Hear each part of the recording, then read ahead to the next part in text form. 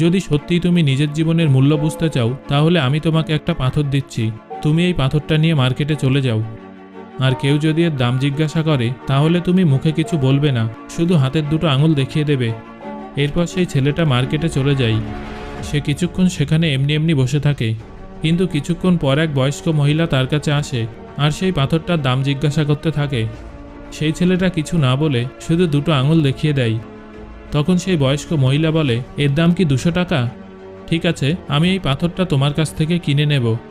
একটা পাথরের দাম 200 টাকা শুনে ছেলেটা একেবারে অবাক হয়ে যায়।